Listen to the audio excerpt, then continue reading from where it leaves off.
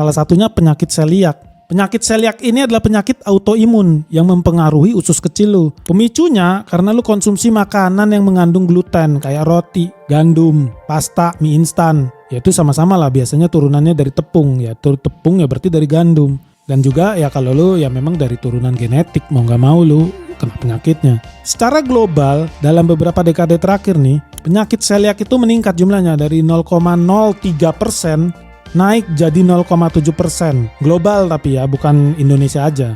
Meskipun di Indonesia penyakit celiak ini masih jarang ditemuin. Cuman di masa depan ada kemungkinan penyakit celiak di Indonesia bakal meningkat karena semakin tingginya konsumsi gandum orang Indonesia.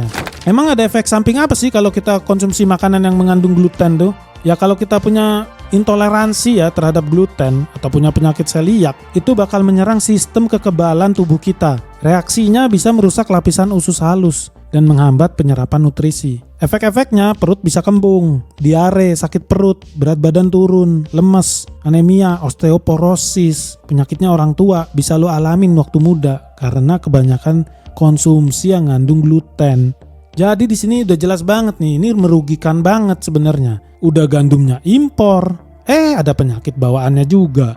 Padahal seandainya nih mie gacoan mau nambahin menu yang terbuat dari nasi, kayak nasi goreng, nasi kuning, nasi uduk, itu bisa bantu Indonesia ngurangin impor gandumnya, sekaligus jaga harga beras nasional kita.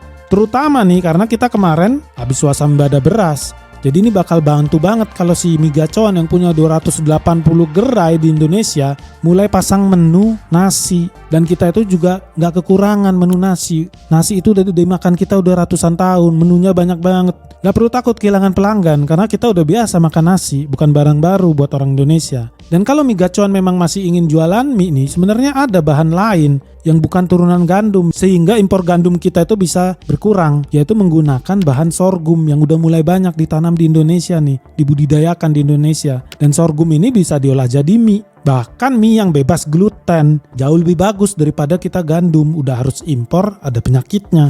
Ada baiknya kalau mie gacoan mulai mempertimbangkan nih menggunakan bahan sorghum. Dari kisah mie gacoan kita bisa belajar satu hal penting nih. Kalau kita kaitkan dengan dunia investasi terutama ya. Kalau kesuksesan itu nggak selalu berbanding lurus dengan produk-produk berharga mahal, berharga tinggi.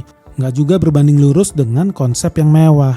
Apalagi viral sesaat. Tapi yang paling utama itu model bisnisnya itu kuat dan udah teruji bertahun-tahun, puluhan tahun. Kita tahu bisnis F&B, fast food, itu udah teruji puluhan tahun. Franchise-nya udah ada di seluruh dunia.